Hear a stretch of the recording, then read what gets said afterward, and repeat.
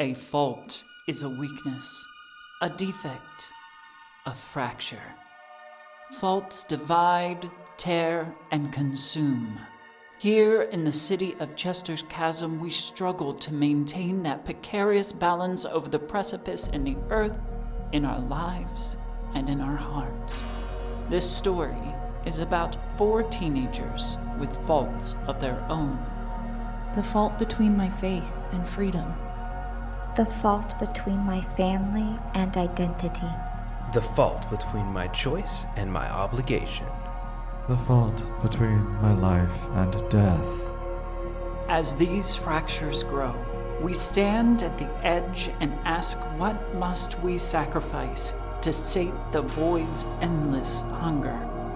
Is it possible that the answer lies within all our faults?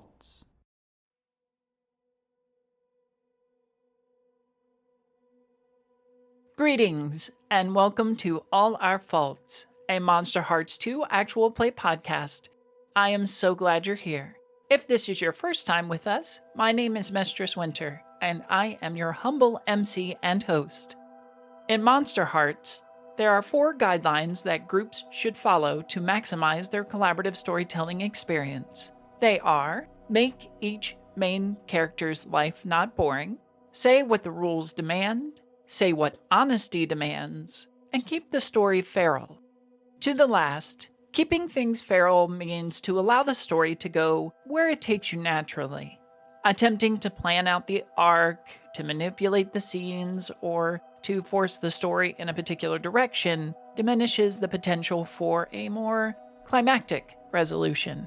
The story becomes manufactured, and unexpected opportunities vanish. This art imitates life. It can seem that no matter how much you plan and draft out your own personal story, life has an inherent wildness that will never be tamed, and will laugh in the face of your plans just before it shatters them. That's been my recent experience anyway. It may be better then to use this art to inform our lives. By keeping your story feral, you have a greater chance not to only survive, but to thrive in ways that you may never have considered. As our teens will find out, things are getting pretty feral at the back-to-school bash. The night started out with interpersonal drama and contention between our yearbook group. Saline was still mad at Crispin, and Crispin was jealous of Jacob hanging on Saline, and Michael shut down Barbara and fed on Jacob. But further chaos erupts when an attack outside the party is reported, leaving the teens to wonder who might be in danger and what the source of that danger is. Content warnings for this episode include mild descriptions of gore and death. Shoutouts and thank yous after the show. Please enjoy.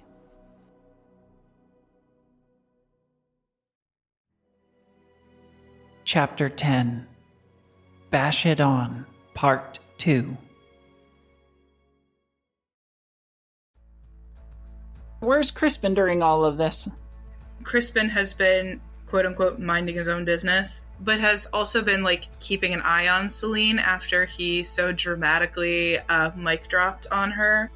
Does Crispin hear the scream as well? Here's the howl, yeah.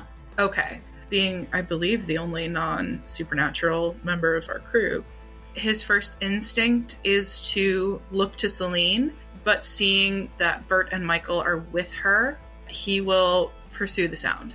You'll pursue the sound outside. Yeah, I'm feeling feisty. I'm feeling good. Everything's coming up Millhouse. Let's go.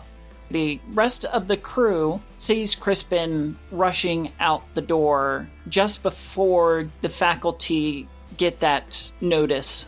Okay, I am going to move Saline over to Michael because he's got a hold on her, and I'm just like, okay, y'all get where you need to go. I need to go check this out, and I want to charge towards the door as well. But we will talk about this later. I would start pulling towards the door because I saw Crispin go towards the door. So unless, Michael, you decide to, hold me in place, I'm going towards Crispin. I am actually going to try to hold her in place. I'm going to attempt to fight you on that. It's not going to be at first very strong. So I think that if I just struggle a little bit, you'll let me go. You can do this a couple of different ways. You can, if you have any strings, you can pull one. I don't. The other options are to run away or lash out physically. Oh, you know what? I have the move, Cornered Rat. When you feel like you have nowhere to go, give yourself the condition Trapped. While you have this condition, you add 1 to lash out physically. So I definitely feel trapped right now. Question. I have a string on everyone. Could I possibly use that string that I have on Saline? You can, absolutely. When you spend a string, you can either tempt them to do what you want, give them a condition, add +1 to your roll against them, or add 1 to the harm you deal them if you deal harm. I would like to simultaneously try to shut her down. Okay, so this is going to be a bit of a roll off in that case. So, Saline, if you will give me a volatile, and Michael, you'll roll shut someone down with your bonuses as well. So, cold. Just a volatile roll? You're lashing out physically, right? Yeah, I got a 10. So did I. Oh! What does that mean? Well, both of them are going to be successful. On the lash out physically, a 10 and up, you deal harm, and they choke up momentarily before they can react.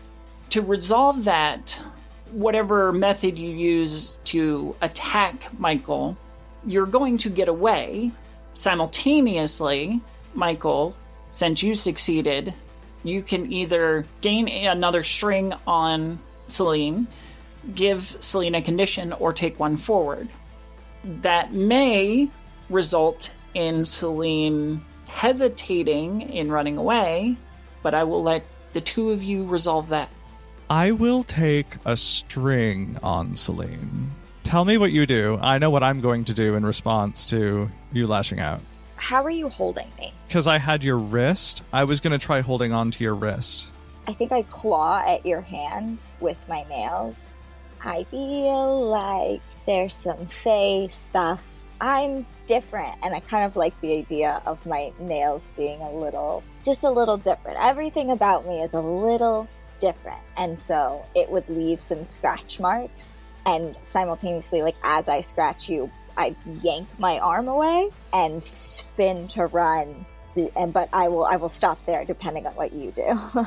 Have we established that silver is bad for vampires? We have not yet. I decided that iron is bad for Fae. I forget that sometimes silver's bad for vampires. I never think of that. We can go with that. I'm fine with that. In that case, Saline, your skin, your very person is kind of infused with a natural quicksilver almost. Ooh, I like that. So when your nails bite into Michael, they really bite in because they overcome his vampire weakness. And that comes as a bit of a surprise to you as well, Michael, watching your skin just flay open. I'm probably the only other person in the entire fucking school who could probably understand. For Christ's sake, I'm trying to help. That will make me freeze upon, mid about to run away, and I will whip my head back and just, how could you possibly understand? As you probably see, my wrists start to knit themselves up. And I just ate 2. Then if you're frozen, you don't know what I'm going to do. If you're willing to come along with me, I will walk up to you and grab your wrist and pull you off to the side where no one can see us. Yeah, honestly, I think at this point I don't even have the capacity to understand what I just saw with what's going on outside. So I think my shock at what I've just seen will overpower my worry for Crispin right now. And then, the second I get you alone, I need to heal a fucking harm. I bite your fucking neck and drain you of some blood. Is Fae blood different?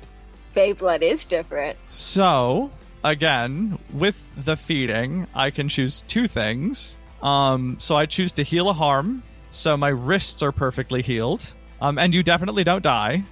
Thanks. I really appreciate I that. think I'm going to need a lash out physically. Okay, that's not great. That's going to be a fail no matter what. I just want to know how bad it is. That is a 3. Yeah, that's a complete fail. So, Saline, how do you avoid / escape this situation? So, the head of my father's guard, Naradia. I know her. It's not the first time I've met her. She calls me kid. We clearly know each other. Mm-hmm. I think from time to time when I've been in the Fae, she's taught me a thing or two sometimes. And one of those things, just on account of me being a princess in the Fae realm, was some minor self-defense tactics. So I think I would employ one of those currently to get myself out of this situation. And I think I would go and knee Michael in the balls. Oh! You had to be trained from the captain of the Fae Guard to learn that move? No. What I do to get away from his neck, from him coming at my neck, I don't know what I do. I do something to get away and push him back slightly. And then, as a extra fuck you, I will knee him in the balls. Go ahead and give me a lash out physically. A 9 again. On a 9, you do harm, but you choose one of the following. They learn something about your true nature and gain a string on you. I decide how bad the harm turns out, or you become your darkest self. I think I'll enter my darkest self. Cool. Saline, you've entered into your darkest self. You are surrounded by predators, and they are closing in. One almost got you. So you are taking off as fast as you can, trying to find anywhere safe. And you run out into the night. We will figure out where you're going later. Crispin and Bert, the two of you have rushed outside at differing times. Crispin, you will arrive on the scene first. Even as the person who warned everyone is attempting to sprint back with the faculty. And you see a mutilated body in the parking lot. Is it anyone I know? We'll get to that in a second. Even as you approach, you can see dark stains growing along the asphalt. This is fresh. And somewhere beyond the line of cars, you see a pair of blue flaming eyes watching you before this massive mound of fur darts away. Bert, you will arrive on scene a few minutes later and find Crispin standing over the ravaged body of Jacob. First, I'm going to just run up and put my hand on Crispin's shoulder and I'm like, hey, are you all right? Saline said something about something was attacking and she named you as one of the people that could be in danger. You good? What's going on? And then I look down and I'm like, oh God. I'm fine. There was something. I think Crispin is still trying to piece together. The flaming eyes are haunting him, and I know this is gonna go bad. Can I gaze into the abyss? Sure. What are you looking for? I want to think back, and I want to see if there's anything I remember in the lore, my faith that my father has taught me about a creature like this. It's gonna be a 2. Nothing stands out in terms of this fringe Christian sex lore or mythology, however the outside world wants to view it. The only thing that tugs at your mind is the research you recently did on Fenrir. I totally forgot about that. You're right. I also want to gaze into the abyss and kind of like use my detective skills and just try to like case the area, what happened, what's going on. Okay, go ahead and give me your dark. That is an 8. It's unclear what kind of animal would have done this. The size of the wounds would suggest bear, but the claws more resemble wolf. It looks like Jacob was heading to his car. You can see his key fob now soaked in his blood on the ground, having dropped it in the attack. All right, I'm just going to take all that in real quick. I might flip to the back of my quote notebook and write some of these notes down, and then just kind of look at Crispin, and I'm like, did you see anything? This wasn't you, was it? Like, you didn't... Does this look like something a person could do? I don't know. A lot of weird things are happening tonight, okay? The food went bad. I don't know. Celine was like saying... What are you talking about? The food went bad and now someone looks like they've been ripped apart by a bear? Those are the two things, I hold up my notebook, those are the only two things I have written down here as far as the investigation, okay?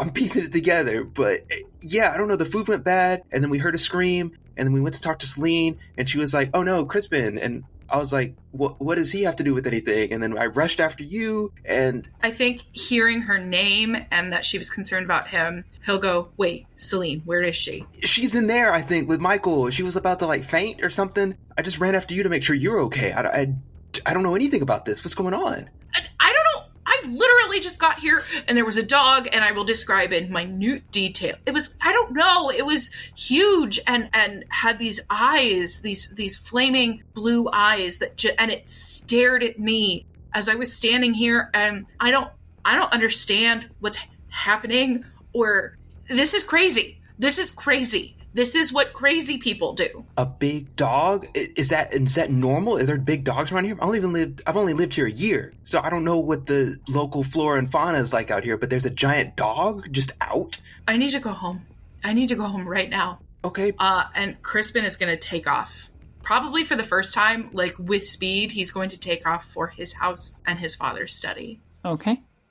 Not 10 minutes later, the sirens have since roared down the street, skidded into the student parking lot, and a collection of cops and paramedics have cordoned off the immediate area around the body. Bert, what are you doing? Bert is kind of in the rush of everything, not really understanding his role or what he's supposed to be doing. So he's on the side of hey, back up, give us some room, everyone take a step back, not realizing that he is also just a bystander in this situation. So just trying to helping and just looking at officers and everything, just oh man, another one, what's going on in this city? He's fully in control, which he is absolutely not. Several members of the JROTC school program gather up on one of the police officers that are holding the crime scene. And after a brief conversation, the students mark points along the perimeter, standing at parade rest, hands behind the small of their back, legs slightly apart, keeping back the mob as best as they can, assisting the authorities. Michael, where did you go after Saline ran? I think the initial shock of being hit probably reminded me what the hell I was doing. And after the initial anger, I might have gone to figure out where everyone went. And I would have followed the crowds to see what the commotion was. And maybe I would have found Bert. Before you find Bert, William Harker finds him first. Oh God. This is very strange. There are no wild animals that I'm aware of in Chester's Chasm. And I haven't seen no reports of any escaping from the zoo. Yeah, I'm looking back through my notes of recent happenings, and I don't see anything, escaped animals, Have you lived here long? Has this been a problem? Obviously not. You don't seem you seem very surprised that this is going on. Oh, that's right. You're new here. Yeah, I'm new here. Yeah, I've lived here pretty much all my life. My dad is the city coroner. Oh, interesting. That's where dear Jacob is going to. What happened? Harker will hear the voice and slow turn, and you just see him flush. Looks like an animal attack. I look at my notes and look at him, and I'm like, okay. And I'm turning towards Michael. I'm pointing to the JRTC kids. I'm I'm not with them. I'm doing my own thing. Can I try to turn William on? He's already halfway there, but sure. Yeah, I just want lingering eye contact. I'm gonna just stare him in the eyes, and, I'll roll. Okay. An animal attack. Who was attacked? What by? I was inside. I lost track of time. And I'm just gonna lean in close. Okay. And closer, keeping that eye contact. And I rolled, that's a 6 plus a 4, and I believe that is a total 12. Very good. You gain a string on Harker. He tries to speak, and from your observations when you're stalking him, he has been eloquent and soft-spoken, but in this moment, he cannot get words to form properly.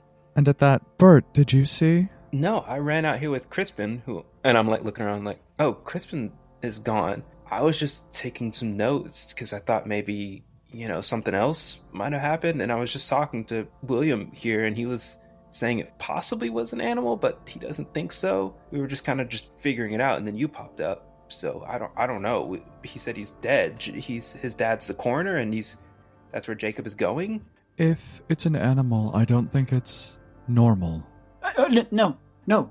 I agree. Perhaps a new strain of rabies, which would be bad. Its howl does things. And I'm going to just surreptitiously put my hand on the small of William's back. You can feel him start to melt at your touch. Noted. I think that I'm coming down with something. Yes, feverish, flushed. Are you okay? I don't think so. I'm going to go. It is going to be a long night for my dad, and I need to take care of things at home. Yeah, bye. He walks away rather quickly. Good night. Bert, did you get any glimpse of who was hurt? Or what the creature was? It's not an animal. Oh, I thought you knew. It was Jacob. They found Jacob. What? Yeah. I thought that's why you rushed out here, because you knew it was Jacob. I thought it was Jacob. I didn't kill him. Whoa, I was not accusing you. That was a weird thing to say. Did something happen? Where's Saline? She was like passing out. That's why I passed her to you so I could see what's going on. Let's take a walk. Okay. Is everyone okay? I have no clue, but, we should talk. Okay. Yeah. This scene's kind of getting crowded. Can't really take too many notes, and clues are being disrupted. But yeah, we can head out. Yes. So the creature, when it howls, it triggers something in me and makes me need to feed. And there's something about Saline that makes me very hungry. I may have tried to feed. Wait, did you feed on Saline? I didn't. On her. She stopped me, thankfully. If the howling happens again, stop me from being alone with Saline, please. I don't want to murder that one. I like her. Okay. I didn't know we murdered people. So, Saline's okay, I guess. Just we need to keep you from her. For now, we should go find her, though. And I should probably... not be there. Apologize. How far of a radius does things howl have? Because I don't know if we should be apologizing and then you do something that would also be bad. Well, that's buddy system. If you could help. Right, but who did you feed on? You said you fed, but not on Saline. Well, I told you I didn't kill him. Jacob? When did you feed on Jacob? A little while ago. I mean, he was such an asshole. I wanted to get him away from Saline. He was I don't know what he was gonna do to her. And then you killed him? No! That's the point. I told you I didn't. And now he's dead. I don't want to get caught. Okay, I'm just saying, because like, what my role is. Yeah, duh. That's why the life and death, and there is life, and there is death. And now I'm gonna have to, intervene somehow, I guess. No, well, not with me. No, not with you. I'm just saying to my bosses, my higher ups. They're going to be like, hey, life and death happened, the cycle. What'd you do to end that? And I'm going to be like, well, I don't know if we're best friends anymore, but this person I know. Well, that hurts. Oh, I'm sorry. Sorry, you just said you fed on somebody and they're dead. And you might kill... Yeah, but I didn't do that. I didn't murder this time. Okay, I'm just saying. I'm just trying to figure it all out. Okay, I'm just trying to figure out objectively where Bert is, and then my Reaper stuff. Yeah, whatever that is. I think that plays a part into it now. No, yeah, you like take dead people. I don't know. I mean, I'm supposed to, but I can't really like shepherd or ferry this guy because he's in pieces on the pavement there. Well, yeah, and like all these people around, like it's weird, right? Yeah, that's what I'm saying. That's why I had to leave because I didn't want somebody to show let's up go and be find like, Saline. "Bert, Like let's go look for her. Are you gonna be cool though? You gotta promise to be cool. You can't just be like the howling and then Again, that's why I have you. Okay, I'm gonna just gaze into the abyss and try to find Saline. Okay. I should have dice I can read more easily. Oh, fuck. This is 6. You have completely lost Saline. You have lost Saline because of the overwhelming aroma of the blood that is spilled out onto the street. It is all that you can smell at this moment. Yeah, I imagine I'm doing like in Bram Stoker's Dracula, the creatures of the night, the sweet music they make. Like that face. And I'm listening to the night trying to find her, and I just can't. I just can't figure out where she went. Yeah, I'm just trying to think. Where do we go? You and I, we know we've got some supernatural stuff. Possibly Saline now. Maybe Crispin. Do you know where he lives? Do you know where she lives? Don't know where they live. I've only been here a year. Do you know where they live? No. Oh, okay. It's kind of a weird time to ask somebody. Well, to find them, but okay. I think we're at an impasse. All right, we'll just have to talk to them tomorrow and hope they're not dead. Yeah, I'm gonna go... I will real quick point out that I believe you shared each other's information during Yearbook Club. Oh, we did. Okay. Do I have like Celine's phone number? Yes. Okay. Then, Oh, wait a minute. Yeah? Hold on a second. I'm going to pull out my phone and I'm going to text Saline. Maybe I should communicate with Saline. I don't know, you try to... Well, we can both. Let's both. Okay. Okay? Okay. I'm going to text. Hey, I'm sorry for trying to murder you. The howling thing made me really hungry. We should talk. I won't try to kill you. I will bring Bert for safety. So you send this text.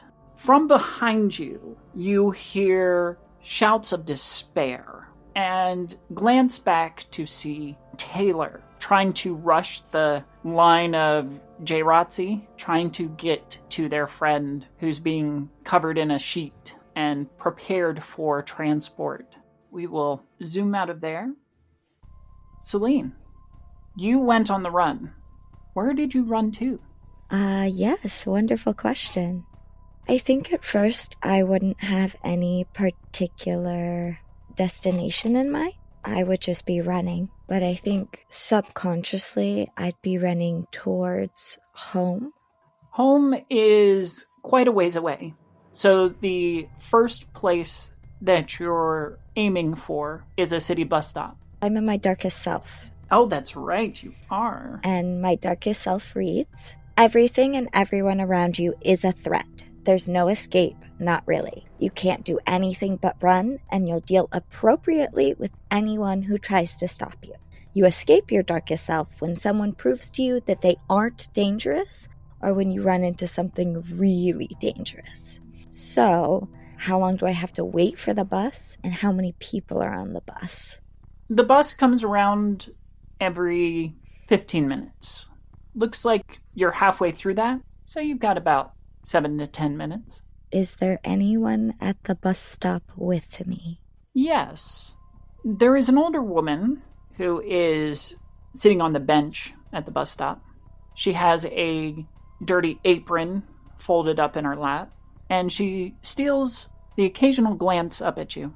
Every time she looks at me, I will step farther away from her. I will keep staring front, kind of looking around everywhere, but particularly pointedly looking at her and then looking away to keep an eye on her, because I am definitely in a state where she feels like a threat. The dirty apron with probably stains that from where I am I definitely can't identify, and in this state of mind definitely thinking nefarious. So I would just keep stepping away from her, almost poised to just start running if the bus doesn't come soon. Very cautiously, carefully, as if reading your heightened vigilance and anxiety, she reaches into a large bag and pulls out some Tupperware. Do you like pie, honey? I'll just stare at her wide-eyed, and my backing away will increase, and I'll scurry away a few more steps. I'm probably like barely in the bus stop at this point, so to speak. Suit yourself. I make a mean pecan. I will just like squeak out, no, thank you. Is there a wall near me? I think I'd probably back myself into a literal wall. Sure. You should really get more when you come to lunch. You always eat like a little bird. I'm sorry, I don't recognize you. Am I supposed to? Yeah, fear has that effect on us sometimes. Doesn't let us see what's right in front of our eyes. And you will recognize through the haze of the fear the lunch lady from school. Her knowing me and me recognizing her should make me feel better. But instead, it's almost frightening me more. And I'm almost scrambling back against the wall to see if I can move further back. But there is a solid wall behind me. But realization would wash over my face. I don't think you're going to make it up that wall. And there are far scarier things up there, I'm sure. Maybe not. Are you all right? Why are you asking? You look a little harried. Why do you need to know? Kids who come to my counter every day, I like to take care of them. That's why I do what I do. So if I happen to meet one of you out in the wild, then I'm going to take care of you there too. I am perfectly capable of taking care of myself. Thank you. And I will edge myself along the wall further away from her. She will get the hint and take a bite of her pie as she waits for the bus. And when it pulls up, she neatly and swiftly puts away her dessert and heads for the bus. How full is the bus? It's a little bit later at night, so looks to be about a dozen people on a bus made for 30 or more. I will dart ahead of her onto the bus and scurry to like the very back and like perch myself in a seat where my back is against the corner and I can see everyone, and I would definitely be looking around frantically. People would notice. People would definitely notice the strange girl with pointed ears and silver hair looking like she's psychotic, honestly. Juanita will strategically place herself between you and the nearest person without sitting next to you, but she will not address you. I will continue to look around frantically at everyone, especially those who are paying me glances. But the fact that Juanita is not addressing me, not looking at me, is starting to just slightly cut away at that fear that's so pervasive. You will also find that the people around you will only get one or two glances your way before Juanita will scold them. You keep your eyes to the front. None of your business back here. And that's how it will be throughout the bus ride, to a point closer to your home. When it gets to my stop, is Juanita still on the bus? Yep. I think throughout the bus ride, I will come down off the seat a little until I'm fully sitting in it, still looking around and like biting at my nails. Still definitely noticeably frantic, but a lot less so than when I first got on the bus. There would come a point that I would, before I get to my stop, probably the stop before it, I would slip into the seat next to Juanita. Still keeping like as much, like I'm definitely not touching her, even if that means I'm sitting on like the very edge of the seat, but I'd move to sit next to her. She waits for you to engage first. I would take a few deep breaths. The haze of the fear is finally going away as Juanita's comforting presence and protective presence starts to actually cut through. And I would just kind of play with my hair, look down, still biting my nails every now and then, and just, sorry for how I acted. I wasn't very kind to you. I apologize. As I said, fear gets the better of us sometimes. Not to worry. I will still serve you the same amount portions I do every other kid. And, if you're interested, I don't know if you like this kind of cuisine, but I also work here. She hands you a card. It is a Latino African fusion restaurant called Vid del Dia. You come in, I'll make sure you get a free app. I will definitely take it from her and give her the faintest of smiles and just, I'll try. Thank you. Have a good night. And I will scurry off the bus at my stop. Still freaked out from the events of the night, but I think fully out of my darkest self and not trying to sprint away from everything and everyone. But I do think it's left its mark. Of course. As you get off the bus, you hear your phone chime, reminding you of messages, and you will see that you have a text from Michael. I also would like it noted that the hunter again has 4 strength on me. Getting close. I will glance around, definitely checking my surroundings. I don't want to be in any type of situation where I'm not paying attention again. When the coast is clear, as I'm walking slowly and close to the wall, I will take out my phone and check the message that I got. Okay. You will read Michael's message, and we'll come back to how you respond to it shortly. Crispin, did you drive? So no, Crispin did not drive. He's not a driver yet. He is a walker, which certainly lends to his lanky physique. He's a kid that you look at and know for sure that he has katanas hanging on his wall somewhere in his house. He doesn't, because that's not his culture, not his religion. But he looks like that kid. Like that kid that's like, oh, yeah, you hang out at the Asian grocery store and eat Pocky like it's a personality. Maybe wears a fedora unironically. I don't know that he's that far, but it's close. It's close. Okay, so you're walking home. Are you taking the bus? So I think he took off in a fit of adrenaline. He would jog most of the way home before he realized. And so I think he would show up later than he realized, dog tired from hoofing it the whole way. Half because he's so intent on his purpose, and half because as soon as he got out of the sphere of the school and the streetlights, he had a moment of panic of I've just run off into the darkness. That was not a big brain move. I'm gonna get eaten. So certainly a lightness in his step as he traverses the town. Okay. After jogging a small marathon, you make your way up to the front door of your home. Where are you going? So, what time is it?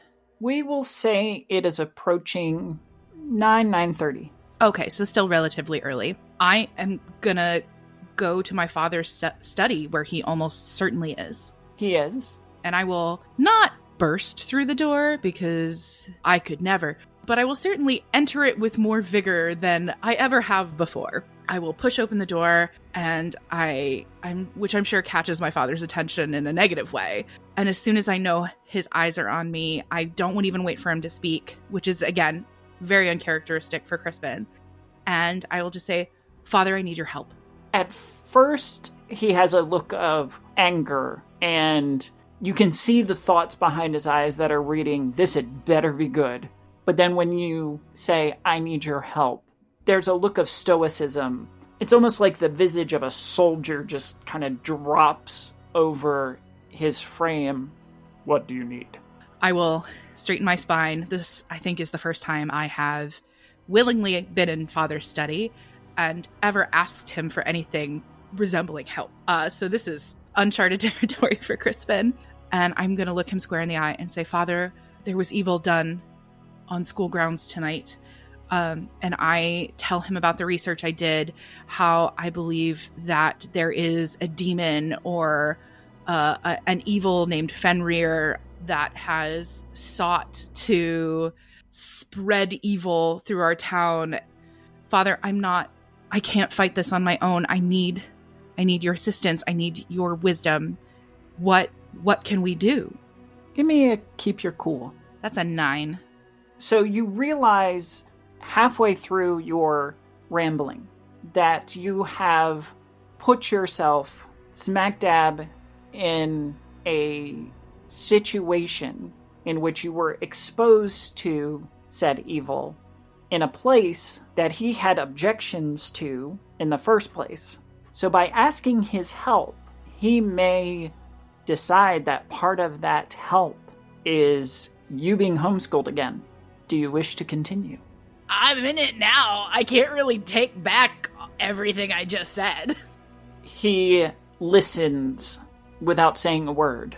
And when you finish, he stands. He opens that cabinet to reveal his club, takes it down, and opens up a drawer that was kind of concealed and pulls out a second club.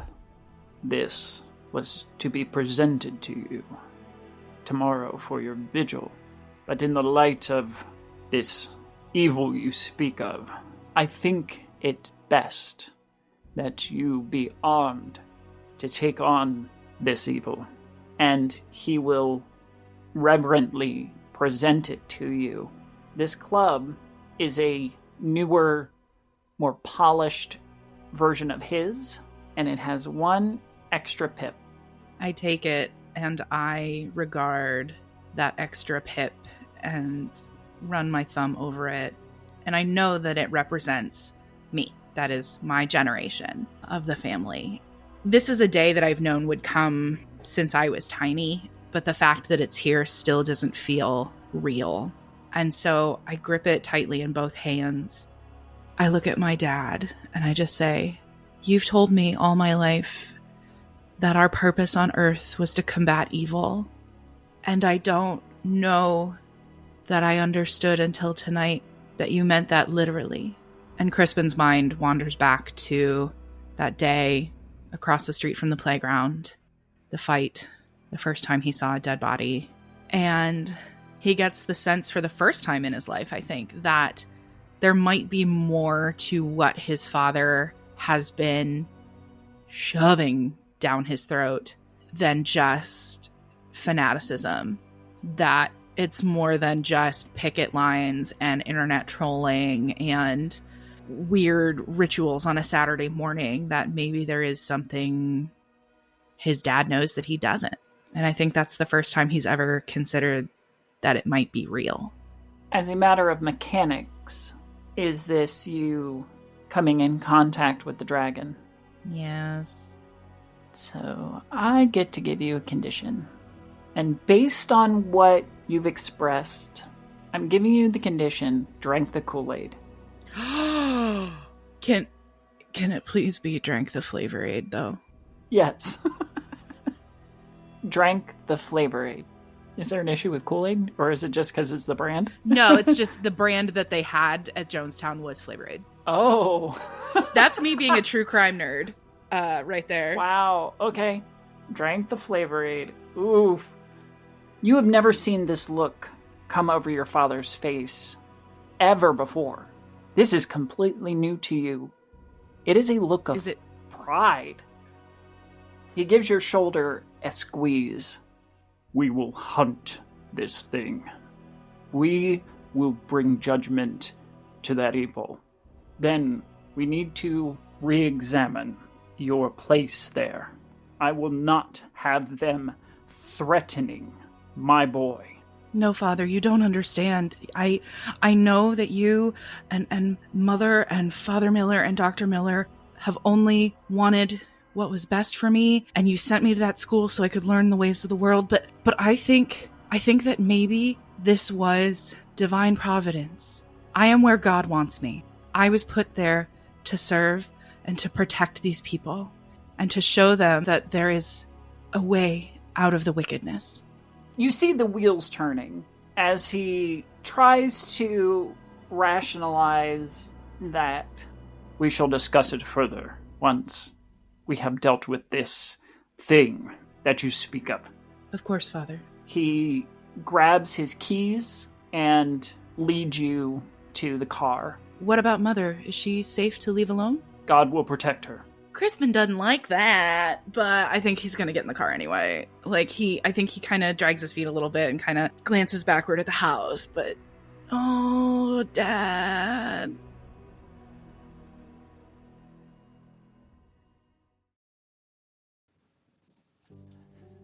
Thank you for listening to this episode of All Our Faults.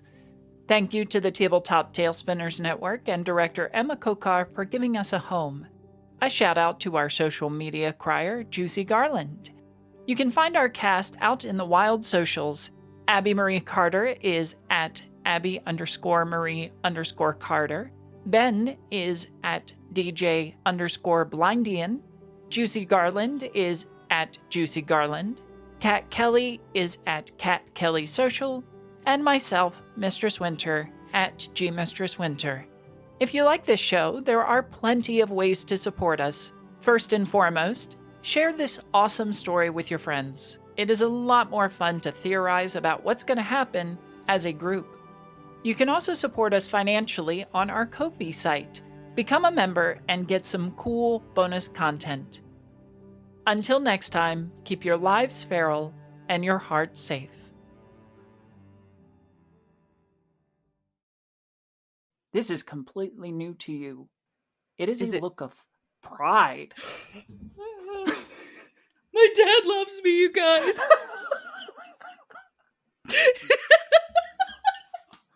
I love you too, Daddy. It's all I've ever wanted. No, horrifying. If Crispin was like that, I would kill myself. Like, no, we're not doing that. Oh boy. This is fine. I'm sorry. Continue telling your story. I'll be quiet now. I'm sorry. This has been a tale from the Tabletop Tailspinners Network.